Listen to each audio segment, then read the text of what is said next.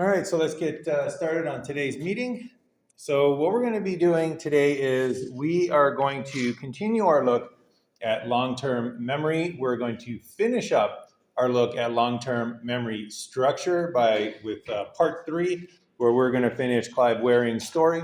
And then we're going to continue our look at long-term memory, but move to the idea of encoding and retrieval. So we're going to shift the focus from what are maybe the structures that are in our mind that are underlying our memory, and then what are the procedures and the strategies that we use for encoding and retrieval, and what implications do those have for our behaviors. So just to kind of remind you of where we were in our discussion on long-term memory. So we were discussing the idea of we have memory in our mind, and we can see that that is part of our human mind and that it works in certain ways, and there's certain theories about how that memory is stored, how that memory is retrieved. But then we took a look at a case where that memory was not working very well. In fact, it was an extreme case of memory impairments. Just kind of illustrate two things. What is the structure of our underlying memory by taking a look at how deficits occur and what specific patterns they have. You can oftentimes infer how a typical adaptive functioning human mind operates.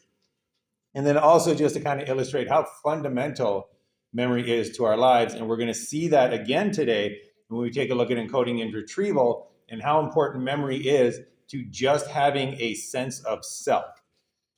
So, or vice versa, how important a sense of self is to having memory. So what we're going to be tackling in part 3 of our look at long-term memory structure, living without memory, the case of Clive Waring, we're going to go with the conclusion, and then we'll shift gears to long-term memory, retrieval, and encoding. So just to kind of recap, Clive Waring had substantial damage to areas of his brain that were associated with memory, and he had severely impaired memory, including retrograde amnesia, where he couldn't remember anything from his past, and he had anterograde amnesia, where he couldn't form memories of his future, effectively living in a working memory 7-second almost window of existence. So you remember that he mentioned that he was never conscious before, never awake before, never had any experiences before, and yet there were some instances of implicit memory that they were sure that he still had, procedural memory that they were sure that he still had, certain forms of conditioning that he still had. So that really sheds a light on the distinctions being actual distinctions in our mind in terms of episodic versus procedural, in terms of semantic versus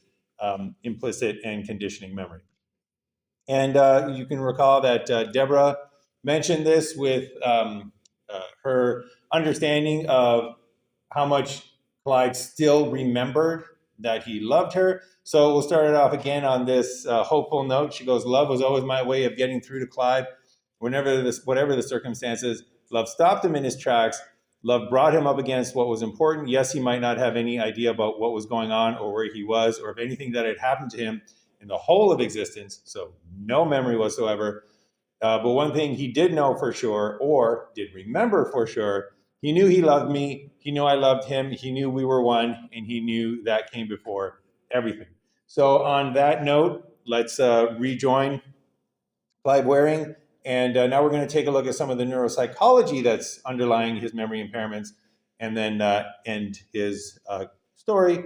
So once again, Clive Waring. Magnetic resonance imaging scans of Clive's brain were done in England in 1991. Dr. Aaron Bigler of Brigham Young University recently examined and interpreted these scans to correlate them with Clive's cognitive abilities and deficits. In this three-dimensional reconstruction of the brain from an MRI in this subject, what we've done is we've colorized the surface of the brain here in this flesh tone, and you can see the Sylvian fissure here very clearly. That divides the frontal lobe from the temporal lobe. And then we make this cut across at about this level here, and that allows us to look face on to the subject in this view right here. This is the coronal view, and so there's the Sylvian fissure. There is a healthy temporal lobe. down in this region right here. This is where the hippocampus and the amygdala reside. If we now look at Clive's scan, we see an extensive area of missing brain tissue. There is no brain tissue there. That is filled with cerebral spinal fluid. There's a small remnant of the superior temporal gyrus of the temporal lobe. Everything else is gone on the left side. On the right side, we have extensive wasting also of the mesial temporal lobe, but some of the lateral temporal lobe remains on the right side. It is of interest that he has retained the musical abilities that he has. Some musical abilities may be more dependent on right temporal function. Also notice the extensive enlargement of the ventricular system. These are the anterior horns of the lateral ventricle. Here's the size that they should appear. This very small area is a more normal size of this part of the lateral ventricles. The enlargement is associated with a massive loss of brain substance spread throughout the brain, not just the temporal and inferior frontal damage, but there's been some generalized loss of tissue. You can see that also when you look at a lateral view of the brain. Here is a normal lateral view or sagittal cut, and this structure right at midline is called the corpus callosum. And that's what a healthy corpus callosum looks like. This structure that wraps around right here, this is the fornix. And the fornix is a critical structure for the projection of memory information from the hippocampus. When we look here in Clive, we see that the corpus callosum is smaller in size, and there's only a little remnant of the fornix left. And that is because there is massive damage to the hippocampus, essentially complete wasting of the hippocampus on the left and almost complete wasting of the hippocampus on the right. Another view that we can look at to examine the type of damage present in this patient is the axial view. And this is taken in the horizontal plane where we cut across like this, and we're looking at the inferior part of the frontal lobe. And in this view right here, we have made that section. This is a normal subject, and pay particular attention to this region here, and this is the mesial part of the temporal lobe where all of the damage has occurred in Clive. The infection process spreads in this region, and if we now look at his scan, we can see the extensive damage on the left, as I mentioned. See, this is the left side of the brain here. Extensive damage to the mesial part of the right, and then here is the inferior frontal damage in this patient. That's at the posterior part of the inferior frontal region. Now, this particular region of the brain is important in regulatory aspects of behavior. And some of the discontrol that this patient has, especially the emotional lability and changes that occur, are undoubtedly related to the damage at the temporal lobe level, but also this involvement at the inferior frontal region of the brain. What I'd like to do now is also show these various two-dimensional images now in three-dimensional space. And we can do that by taking each plane and putting it in the proper position with the other planes. And this is seen in this three-dimensional lattice work type array that is on the computer monitor now. And so these vertical lines here, they represent the coronal sections that have been cut across like this. These horizontal lines here represent the axial views that have been cut across like so. And then we also have the mid-sagittal view that's right at midline here, and see there's the nose and there's the mouth. And now we're going to rotate this and see, we'll rotate the head. You can see the ears out here. There's the nose, and here are the ears. Now we can cut back, and so we'll now cut back and expose the damage. And what we've done here is we've colorized the damage in red to show how extensive wasting has occurred in the temporal lobe region. And now we can rotate this image. and you'll see the extensive amount of pathology that is present. Again, the greatest amount of loss of tissue is on the left side in the left temporal region, but the damage is obviously bilaterally represented, as you can see here. And as we turn this around and look towards the back, again, this dark area here, that represents the wasting of the brain in the temporal lobe region. As we tilt the scan back, you can also see where the damage is in the inferior frontal region of the brain. And it's the combination of this inferior frontal damage and the bilateral temporal lobe damage that then represents the deficits that we see in this patient that are primarily manifested as a profound loss of any short-term memory and the emotional lability and discontrol evident. I think when most people come across Clive for the first time, or if they would read his neuropsychological test scores, if they would look at his case history, they would assume that he has virtually total loss of short-term memory, and because he has to live looked after 24 hours a day, they would assume that there's nothing much left of him inside. In fact, there's a lot left of him inside. There's a lot going on in there which tests are not sensitive to. He remains a very intelligent and lucid and articulate person, and the deficits he has are very specific, and they don't affect him in a general way. They affect particular kinds of memory function. Therefore, although he has no conscious memory of anything that's happened since he was ill, he has no episodic memory for the whole of his life. In any amount of testing, he's never managed to produce a single episodic memory. And in all his exposure to me, I've never witnessed any episodic memory. Nevertheless, he retains an intelligent semantic memory about his life. He knows that he worked for the BBC. He knows that he was a conductor. He knows that he's married to me. He knows that he has children from a prior marriage. He just doesn't know the details, and he can't bring those things to mind.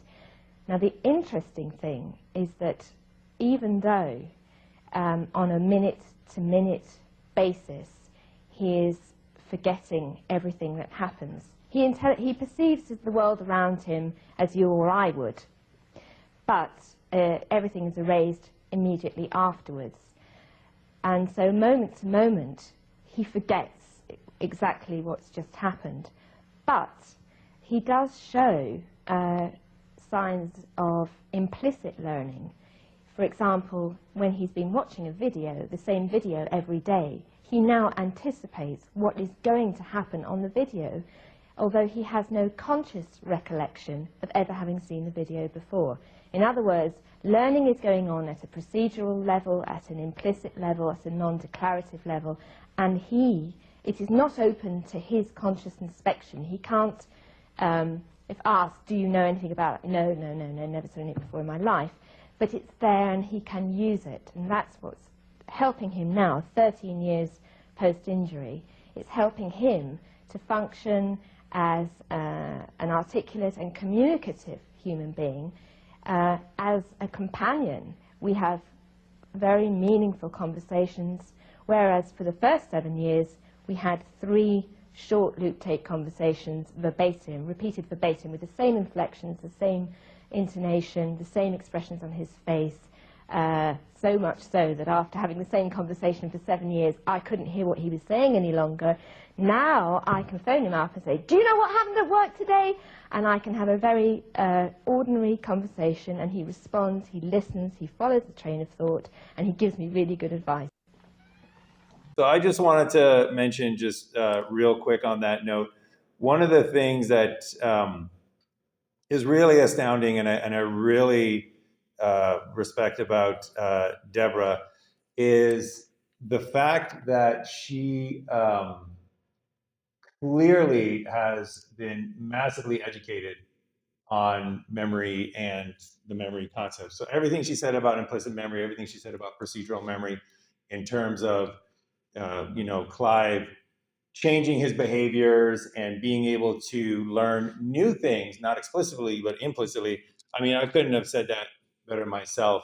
And also, you can again just see the kind of toll that this takes beyond what you would probably imagine would be the case. So if somebody loses their memory, but they're still the same person, and yet they're having the same conversation over and over and over again for 7 years, that takes a toll, and it takes a toll on everybody.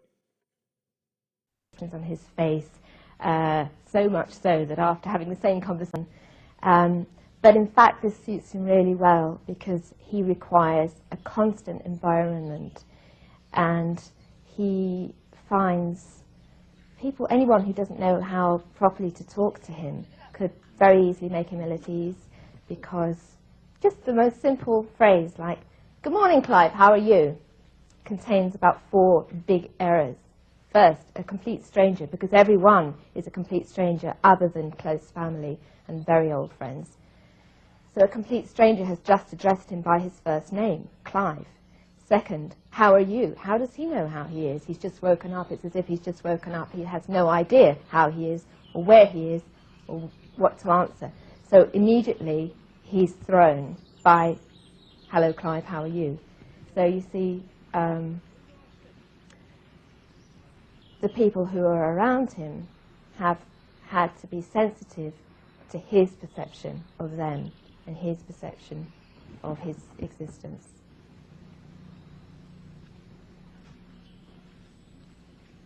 He has, I would say, in a strange way, he has got used to this existence, and he's made it very clear that he has a sense of time passing. He has a sense at some level of knowing what's going on because of the way he will abbreviate questions.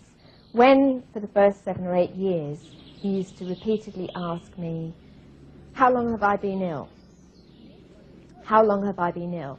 That became condensed and condensed, as he said it faster and faster. "How long have I been ill? How long have I been ill? How long have I been..." Because it was such an urgent question, and also he knew I knew what the question was.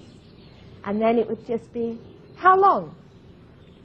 It became abbreviated. The same way as the vanishing cues technique of helping an amnesic person relearn. He showed that he did have knowledge of having asked the question before. And if you asked him to guess the answer, he usually guessed the correct answer. He no longer asks those things. The urgent questions and the repetitive loop conversation have subsided, and he's gotten used to the place he lives in, the staff around him. Even though he doesn't know, if you say to him, "Where's the kitchen?" he'll say, "I don't know." If you say, "Clive, can you go and make a cup of tea?" he walks to the kitchen, opens the right cupboards and makes a cup of tea. All right, so just real quick, again, this is really, really nice examples of both procedural learning and then conditioning. So the procedural learning, for example, finding where to make coffee in the kitchen. So he has done this over and over and over again, and now it's just become muscle memory. Now it's just become an automatic procedure. Kind of like when you're doing things and you're kind of distracted and you don't really remember doing things, but you end up with that cup of coffee in your hand. It's the same way with Clive. He's learned, clearly he has some memory, but it's procedural memory. The questions that he used to ask, "How long have I been ill?" now have gotten condensed to "How long?" And again, that is another procedural memory. Not only that his asking got faster, but also that he learned that "how long" is enough of a question. So if he asked a total stranger "how long," that total stranger would have no idea what he was talking about. But because he has this implicit memory that he has asked Deborah this question over and over and over again, he knows implicitly that when he says "how long," she's going to know he means "how long have I been ill?" And then that question was incessant at the beginning of his illness. But over time, it has become less urgent. And now she said that he doesn't even ask that question anymore. And that's conditioning, where he has gotten used to his predicament, And whereas at the beginning it was new, it was novel, it was shocking, through years and years and years of just living with that condition and being in a place where it was okay, where he was being taken care of, that urgency and that sense of danger has decreased to the point where now it's not an urgent thing to ask anymore. How long have I been ill? So he has learned things, and he is at ease in this setting. The fact that Clive is now isolated from his previous life completely is not unmitigatingly bad, because he lives. Amnesia is a state of suspended animation for him. He's in a kind of limbo, and if you are busy being in limbo, you don't actually want to go out to the movies and have friends around for supper. So living quietly in the country with a few nice nurses bringing you cups of coffee suits him fine. Our time together is now much better than it used to be. He doesn't repeat himself so much, he's not so angry, so we can enjoy the conversations we have on the phone or in person, because we can have meaningful conversations, and that is an enormous plus and improvement on things. He misses me very much. You only have to look at his diary, and every line it says, "Please come, darling, please come, darling," in quite frenzied handwriting. So you would think that there was a terrible underlying anguish there, and perhaps there is, but on the whole, what he presents to me is quite a philosophical acceptance that I have to be elsewhere, I have to be doing things. He knows I'm at work. I mean, just this morning, he looked at the clock at 8:30 in the morning, and he said to me, "Good heavens, you must have been up at the crack of dawn to get here by now," which tells you that he knows that I'm not from around here, that I must have had to make a journey to get to him. He knows that, you see, but he won't present that as information, but he will indicate that he knows certain things. And whenever I leave, he says, "Of course you must go, and you must get back before it gets dark," and that sort of thing. So it works.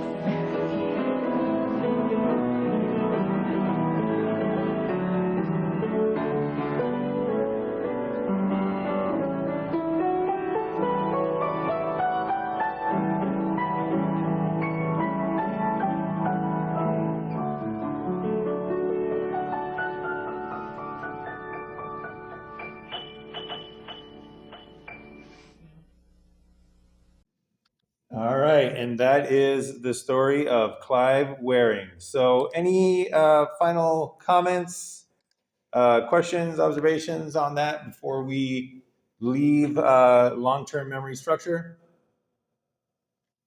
All right. Yep. No, I think they mentioned it was, I don't remember the date. I think it's been like 30 years in that video that he's been living with the condition. So in the first video, when he was in the other caretaking facility, I believe that was in the first 7 years. And then he was moved to that other facility in the country, and he's been there 23 years afterwards. And to my knowledge, I do believe he is still alive, so still there. Any other questions? All right.